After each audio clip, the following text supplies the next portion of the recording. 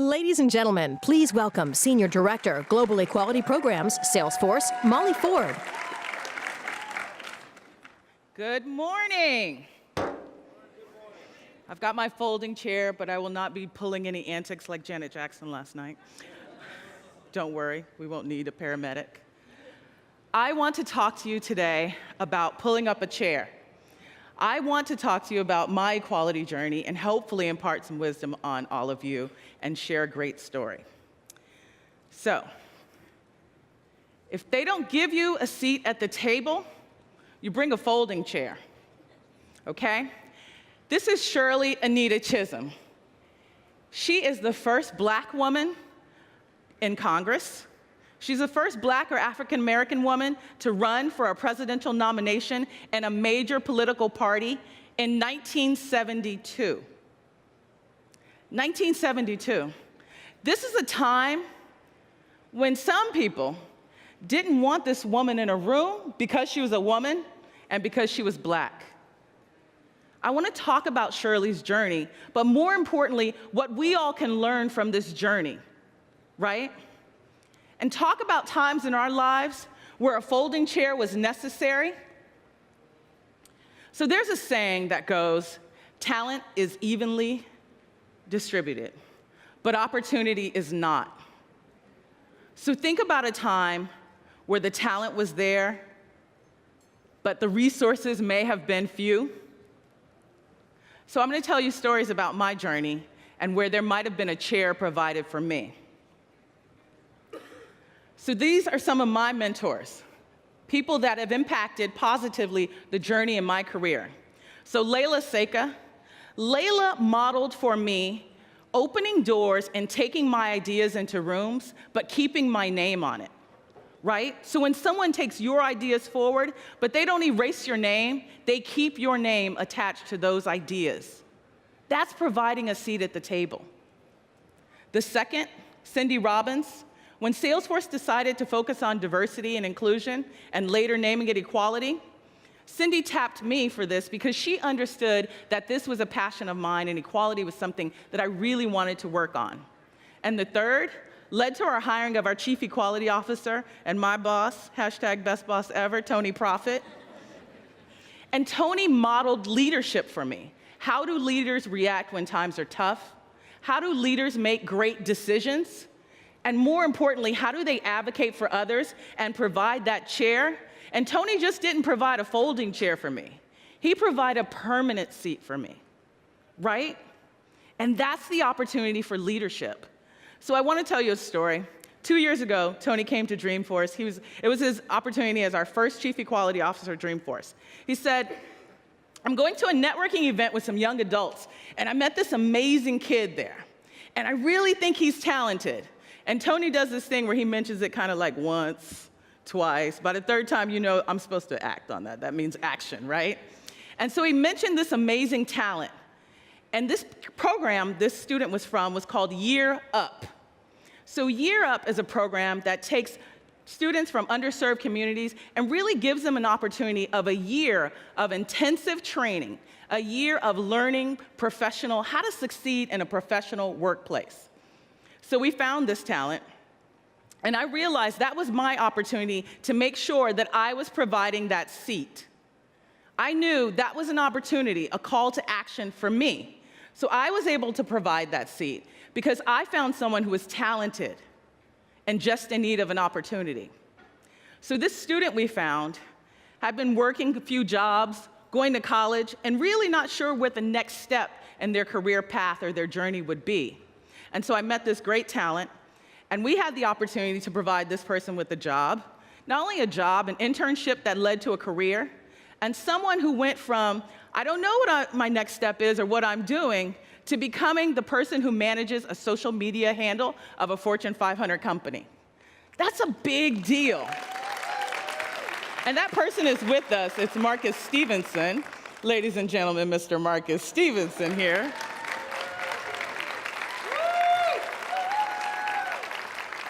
But I tell you Marcus's story because what I'm trying to say is someone one day had to pull out a folding chair for me, and maybe that chair led to a permanent chair. But what are you doing in your career? What are you doing in your journey to make sure that you're providing that chair for someone else, to make sure that you're opening that door for someone else? So when I said, Marcus, I'm proud of you. You're an awesome talent. You're a hard worker. You're hungry. And I do hope one day you'll hire me and I can work for you. But I tell you that because I want us to all ask ourselves, who are we pulling out chairs for? Who are we opening doors for? Who's coming behind us into tech? Who's coming behind us into leadership? And make sure that we are the ones that are driving the change that we want to see. So I'll leave my chair, and I'm happy to introduce you and welcome you to Dreamforce Equality Day. We have a great lineup of sessions today where we're focused on not just equality, but also climate, ending our day with an amazing keynote. So our first session, I'm really happy to introduce this. About 2 years ago, a newsletter came out called Race Ahead. How many of you are familiar with Race Ahead? And it was exactly the time that I had got this job in equality. And there was an interview with an African-American CEO, Bernard J. Tyson of Kaiser. And Ellen McGirt had written this article. And I immediately got Race Ahead. I got the article. I forwarded it to Mark Benioff, our CEO. But Mark is more up on news than anybody, so he had already read it by the time I sent it to him. And I said, we've got to have them on a stage. We've got to have these great, powerful conversations where people look on stages and they see their sheroes and their heroes recognized and reflected back at them, because we all know that representation matters. So with that, I want to introduce our first panel, Ellen McGirt, the senior editor of Fortune, and Bernard J. Tyson, the CEO of Kaiser. Thank you so much. Thank you. Thank you. Oh, I'm on the verge of tears. Bernard, welcome. Thank you. This is like a reunion. I just want to say, before we dig into the meat of what we're going to talk about here, I do want to say a couple of nice things about you, because this does feel like coming home a little bit for me. 3 years ago, when I established the race beat at Fortune, which was a little bit by accident, actually, Bernard Tyson was there for me. He pulled out a chair for me. It was an extraordinary conversation that kicked off a series of conversations, which includes many of you in the room, including James and Tony and Marcus and Molly. This feature explored why there were so few black men in corporate executive ranks, which is actually an incredibly emotional conversation to have. And Bernard shared his personal journey, which you'll hear a little bit more about in a moment. But he also imprinted on me a holistic and broad message of equity and equality, and how a child who doesn't have access to clean food or a safe home or a hopeful family can never grow up to be the CEO or leader that we hope that they will be. And that expansive vision changed me. It changed Fortune. It's changed the way I report. It's also transformed Kaiser Permanente and your 21,000 plus employees and your many millions of members in the communities that they live in and serve. But I think the thing I admire most about you, and then we're going to get down to business, is how you lead out loud. You're fearless. If you don't follow him, his influencer blogs on LinkedIn, you absolutely should. He is also very busy on social media. But that you use your platform and your voice, sometimes at risk to yourself, to raise issues of justice and equality and fairness, to me is the hallmark of leadership in the modern age. So I'm so happy to be reunited with you, and I'm so happy to speak with you again. And I want to begin by asking you about a very big check you wrote recently. This year you announced a $200 million impact investment fund that is designed to address, among many other things, homelessness. Could you tell us a little bit about this fund and how it fits into your broader vision of a healthier world? Oh, sure. And it's great to see you again. We were in the back talking briefly, and I mentioned, I think the last time we were together, we were in New Orleans at the Essence Festival. And just right quick, I learned the night before that Oprah Winfrey was going to be the keynote speaker the same day. And she was going to speak like 30 minutes after you and I were to do our piece. And so I was really upset at Oprah You know, she's going to show up and take the audience. Nobody's going to be there for us and all that stuff. And my wife was laughing at me, and I said, you probably won't even come hear me. You'll be at Oprah. Trying to get the good seats. Yeah, then we learned that we were going to be on stage before Oprah on the same stage. Every butt in every seat, So- 7,000 people. So because of Oprah, we spoke to 7,000 people that day. I love Oprah. So the Impact Investment Fund is Kaiser Permanente's way of putting our money where our mouth is, right? We are very clear that we believe in total health, and we think that total health and how we all ought to think about health today is not just from a medical standpoint. It's Right. all about all the pieces that makes up a person's life, where you live, how you eat. Do you exist in communities where there's recreation? Are you safe? Are you employed? Are means of income, et cetera? And so in our holistic view in all of our communities around the country, we have worked with communities to understand what the critical needs are in the given communities around the country in which Kaiser Permanente provides care and coverage. And we began to look at this particular issue of the unaffordability of housing that leads to a lot of things. Added mental stress, you name it. It's one of those factors that if you don't have it, it's a major missing ingredient towards thriving and good health. So it is from that standpoint we started to really talk about what can we do to have an impact and have a positive impact. And then we came in touch with this possibility of how we can be part of this impact investment fund. And this allows us to use our community benefit funds to invest in the betterment of the communities in which we exist.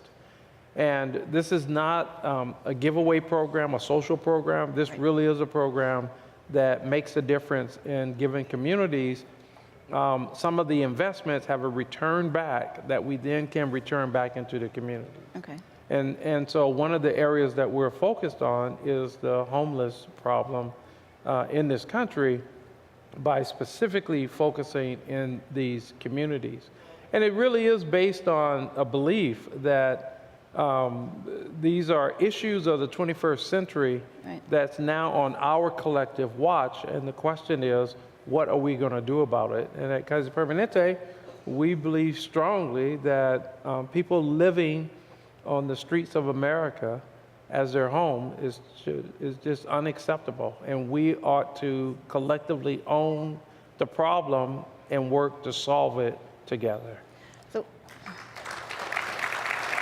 Thank you. so what does success look like for this venture? What are the benchmarks you're looking at?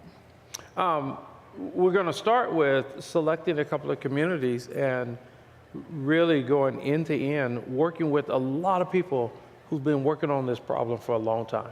So I do want to be clear, it's not like we just woke up one day and said, bam, we're going to solve this problem. There's a lot of people who've been working on this problem. I would say, though, from a personal standpoint, I am guilty of, in my history, of walking past the homeless and not paying attention to them. Yeah. And then one day I looked up and saw that that could be me, right? And it's a sense of collective ownership that we all should have about how do we help those in our communities who are less fortunate. And so one of the signs of success for us is really keeping account around how do we help to eliminate this problem. And I mean end to end, not just going into temporary housing or finding a temporary solution. I mean really get into a sustainable system where somebody could be self-sufficient and or in cases where You have some of the homeless on the street that really are suffering from mental illnesses, for example, in which they need additional support systems around them to get them plugged into those kinds of systems. So it's been a terrible problem for a long time in every city I've ever lived in, including in San Francisco and New York. And I too have been guilty of walking by people. Just at some point you just can't take it all in, you can't process it, all of it. And it feels, and this is kind of a philosophical question, it feels like we're living in a time where there is less energy for compassion and less belief in a collective solution. And maybe it's just because I write a daily column on race, so I'm inundated with a lot of really tough rhetoric. How do you see this kind of work, or the work that you do, as being a catalyst for people to care, to be awake, and to look at the really hard problems? I would challenge that a little bit. I think that the stresses that people are under today is so intense. Yeah. I think that while we live in the wealthiest country in the world, there are a lot of people who have been shut out of the prosperity of this country, right? Of all the things that we've produced to make us a global force in the 21st century. Not everyone has benefited from the wealth that's been created in our short history, from the 70s, 80s, 90s into the 21st century. And so you have a lot of people who are struggling just to get by. There are a lot of people on the brink of being homeless within their own homes. And so you have people genuinely wanting to help and trying to figure out how to help, but quite frankly, they're waking up every day dealing with their own headaches. Right, and they're vulnerable. And they're vulnerable. And even with that said, I've seen people show the compassion, and I've seen people step up. I mean, we're dealing with it right now with the work that we're doing. Just everyday good people who want to do good are figuring out a way, and Kaiser Permanente is trying to offer opportunities that it's a we solution that we're going after. And that's the beauty of these initiatives. If you look at, for example, the GoFundMe phenomenon, that people are willing to donate and help and contribute. People's health care. Yeah, exactly. So I remain optimistic that the human spirit is still alive. Yeah, I think you're right. It's just, and I think that's a very powerful point about people who are left out, because we're really examining, I think, as a country, the barriers that were designed on purpose to keep people out, and dismantling them as best that we can. Absolutely. No, absolutely. I mean, it's a systemic issue, right? Right. And so, I mean, we could go after the individual situations, but really, especially now, it's about backing up and looking at the infrastructure that allows certain things to happen. Right. It's just like a historic lack of access to credit markets. Right. Leads to 3 generations of people who are insecure in their own homes. That's exactly right. Yes. And need medical attention that they can't get. Yes. Right. Yeah. Yeah. So, what is the corporate sector, the public or the business sector? What role do we have to play, and how can we partner? And you're an expert at this. We play a critical role, and there are a lot of examples of that happening. Maybe we're all benefiting from one of them now, which is organizations like Salesforce and Kaiser Permanente. And, I say that about Salesforce, even though I'm on the board of Salesforce. I love Salesforce. But I mean, it's just a great example of an organization that can obviously meet the demands of the business, while also contributing to and meeting the demands of the greater society. Right. I think every company of size and magnitude, and by the way, you mentioned Kaiser Permanente, you said we had 21,000. No, we have 225,000 employees. As I took my glasses off, it's like, oh my gosh. Yeah, no, in our Permanente medical groups, we have about 23,000. And we're privileged to take care of almost 13 million people. Right. So we have an obligation, period, to exist and be a part of our communities and to contribute Yeah. to our communities, not to stand off. Right. And so I think every major company have that opportunity and that obligation. I believe strongly in public-private partnerships as a way of combining resources and expertise to make a difference. And we really need more of that in the 21st century. So this would be a good time to pivot to how you became you. It's one of my favorite stories. And when we were doing the story on male executives, I was really struck by some powerful similarities between some of the 24 men at various different levels of their career and how they got started. So take us back to the dusty roads of Vallejo, if you wouldn't mind. Born and raised in Vallejo, California, great city of Vallejo. And one time I gave a speech here in San Francisco, and the person who introduced me said that I was born in the greater Bay Area. And I got a call from the mayor of Vallejo that afternoon, and he said, "Don't ever say that again. You were born in Vallejo, California." So I'm proud. Vallejo. Proud to say I was born in Vallejo, California. I mean, I was blessed to grow up in an intact family, if you will. My mom and dad and my siblings. And my father was a carpenter, and he was a minister, and he did side jobs and all of that, and he pastored a church. And my mom was they called her homemakers at the time, house. And she raised us and taught us, and she's just a wonderful person. So I've been very fortunate in growing up in a family setting like that. Was always very involved in the community. A lot of that came from being a part of my father, who was very involved in the community in Vallejo and did a lot of good work, both because of his role and because of his own passion. So I had a role model that I would say that I follow some of his teaching and, just the way he carried himself. Of the 24 or so men that I interviewed for the piece that you starred in, the vast majority, more than 70% of them, their father was a pastor of some sort. It was just kind of this, and it has nothing to do maybe with the faith part of it, but it was sort of the leadership role that the most important man in their life played in the community. Just seemed to be sort of a natural way to begin to think about something outside yourself. Yeah.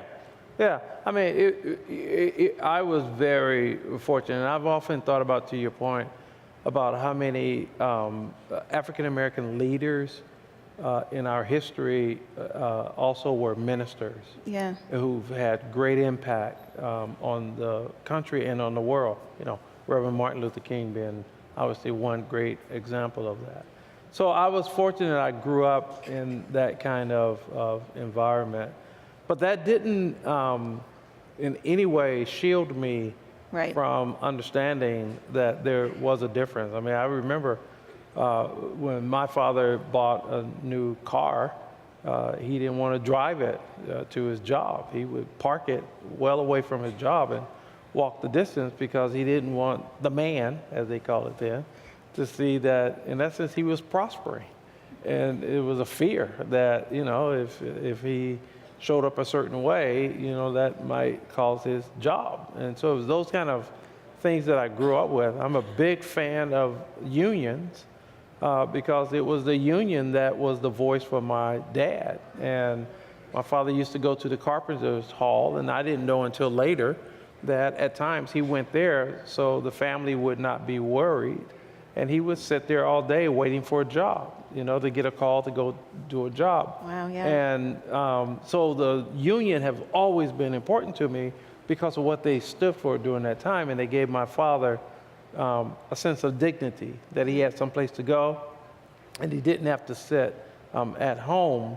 And then he was fearful that would, worry the family. So it was those kind of things that are imprints in my own mind as I've grown up and to where I'm at today. And then your mother became ill, and that was your entree into the healthcare field by being a worried son. Yeah, my mom's been ill all of my life. And so I don't know exactly when in her life, but she's still a strong, kicking person. She's feeble now, age and everything, but still got a sharp mind. And that's so important to her. Every day she used to talk about, Lord, keep me in my mind, and you kind of pick up on those kind of traits. But so I've always had an intersection with the healthcare system. Right. And in fact, I always wanted to be a doctor. I still do. And Not too late. and because the doctor was always there for her and the doctor was always there for us, then I assumed that everybody had that. Right. And then I discovered that that's not the case, which led me to one of my passions, which is disparities of care. Right. And the inequity of the healthcare system in our country, Right. where people are not getting equal access and equitable care as a systemic issue still in our healthcare system. And you also experienced some bumps along the way. Would you mind telling us is it the Richard Stein story? Oh, yeah. It was such a poignant story.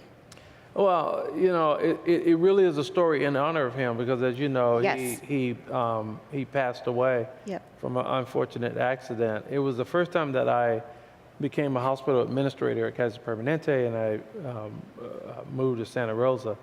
And Dr. Richard Stein was the medical director, and he was an older white gentleman, and he was my partner. And he and I started our relationship, and it was like oil and water. You could not have gotten two more opposite people together in a room. And our job was to partner for the good of the organization and the community. And from day one, we just did not find a rhythm. It was really, really bad for both of us, not just one way, both of us. Yeah.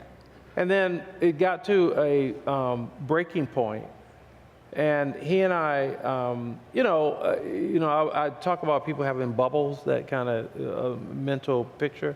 So I had this sort of mental bubble of him and what he stood for and who he really was and all the things that comes from a historical perspective.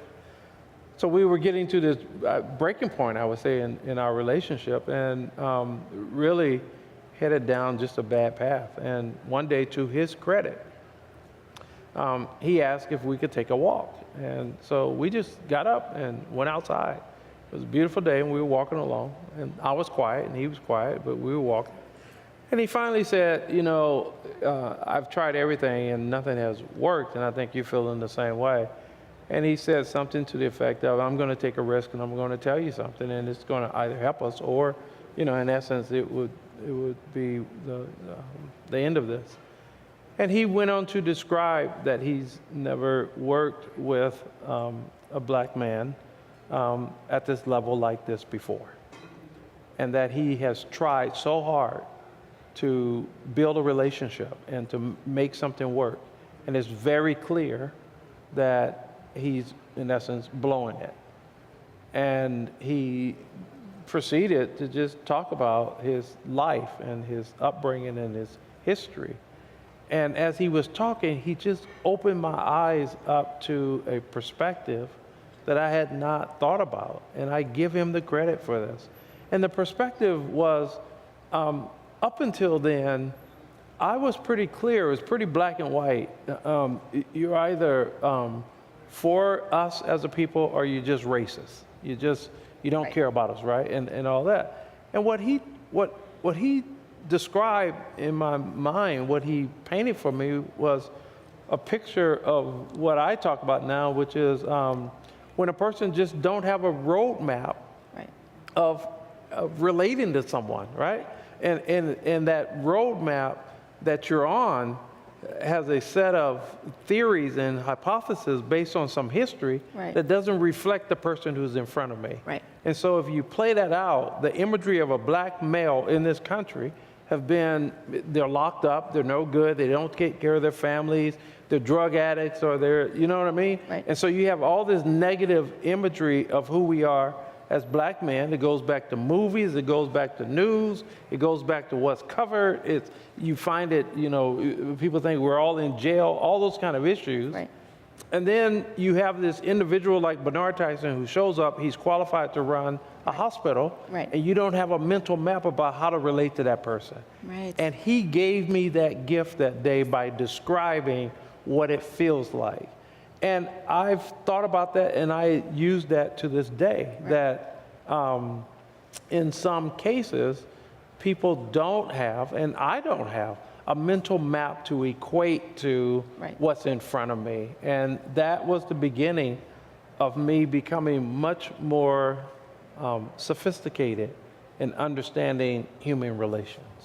And you've got 200,000 plus employees, and you serve 13 million more in the community as members. That's a big population to have a mental map for. Yeah. How do you think about yourself as a leader that wants to have an inclusive and diverse organization as an organization, but also wants to make sure there's no actual barriers between understanding what a person needs when they walk through your doors? Yeah, that's a great question, because this is what we do at Kaiser Permanente, I must say. And it's a wonderful organization. And I'm just saying that because I've been there for 35 years and as a CEO, because it's an honor for me to serve in the capacity that I serve in. But well before I ever got to Kaiser Permanente, Henry J. Kaiser did not discriminate in the hospitals. So when in this state, we have history in which there was segregation of patients in hospital beds. We did not do that under his leadership at Kaiser Permanente. So there's a whole history that I just want to acknowledge. A solid foundation. A solid foundation. What we pay attention to as an organization and as a learning organization is what I call the nuances. It's the nuances that makes all the difference in the world. So we I think, have elevated our knowledge that treating people equally is just table stakes, right? But that's not the real issue here. It's equity, because equal means everybody get the same. Equity means everybody get what they need. And so there's a big difference when you are oriented to equality. Means that if I give you one and I give you one, I feel good because you got one and you got one. But if you're starting at sea level and somebody else is starting way down below sea level, one here is one there, and you're still with the same situation, which is an equity issue. And so in our organization, as we think about the nuances, that's what makes the difference in a program like Kaiser Permanente that really understands it. And what I mean by that is understanding the differences in the cultures and respecting a person for who they are and the history of, if you will, their people, and not trying to equalize everybody to some common denominator about how you're going to treat them. No, if we take care of and privileged to take care of African Americans, right? We want to know the nuances of the African American culture, not to say everybody is the same, but so we can bring the sensitivities to how can we provide more equitable care. And so that's why we have, for example, blood pressure checks in some of our barbershops around the country, because in that community, that's a community setting that we can go in with credibility and teach African American men, for example, about prostate cancer testing and things that you may not be as comfortable in another environment. As we are privileged to take care of our Asian Americans, we understand that that's not one group, it's made up of multiple groups. And so how do you become sophisticated in taking care of all the different makeup of that particular population, That's why we have to have a diverse workforce Right. who's committed to speaking up on behalf of the organization and our people collectively. And so we become more sophisticated as an organization about how to care for different populations. That's when you're really focused on equity and inclusion, with the foundation being equality. How do you know? How do you make sure that all of your employees know that it is safe to tell you the truth? Like if they need to bring something to your attention or critique an approach, like how do you make sure that truth to power is not just a thing that you say? Well, we work very hard on what we call a speak up environment.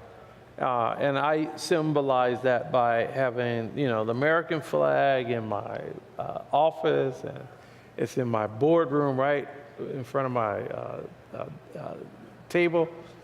I have it in my conference room. I write about it, I talk about it, I talk about that in this great country, we have this thing called freedom of speech. And it's a wonderful thing because you can say whatever you want to say, and you're protected. At times you have to deal with the consequences of what you say, Right. but you can say what you want to say. And I talk about why would you want to come into the four walls of Kaiser Permanente and give up your God-given right in this country? And what organization would want to muffle you where you can't speak? And so we promote and talk about the speak up environment. And I tell people all the time when they come into my office or the boardroom that you have the freedom to speak what is on your mind. And I promote that with my leadership team. And my leadership team, they take me on and they take me up on that. Sometimes they speak up too much, but I respect it, and it's a great way to have transparency Right. And an authentic relationship. And so we have all kinds of avenues where people are able to speak up and speak out.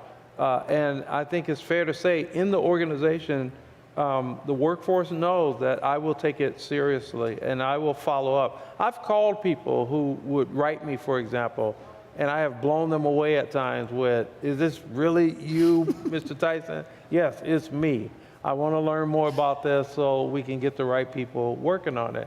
And it's those kind of things that we as leaders can do Yep. that gives credibility to what we're saying and what we're asking for.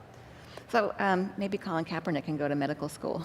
He's perfectly safe at Kaiser Permanente. But I do want to join. That's a good idea. Right? We could crowdfund it. Yeah. I do want to draw your attention to what's happening today. When I first met you, the first voice I heard from you was your LinkedIn post following Michael Brown's death, and it's riveting because you just don't hear professional men of your stature putting your heart out that way, at least then, around issues of race and how you were treated differently in the C-suite than you were treated in the street, and just the image of his body for hours, which now feels like a lifetime ago, how it galvanized all of us into this conversation, which turned out to be a terribly divisive and painful conversation, which only seems to have gotten more intense and in many ways more frightening. How are you thinking about the last 2.5 years in particular, where things have really gotten rough? Are you hopeful? Are we moving in the right direction? How can we begin to have more productive conversations around race in the public square? Yeah, no, I am still hopeful, no question about it.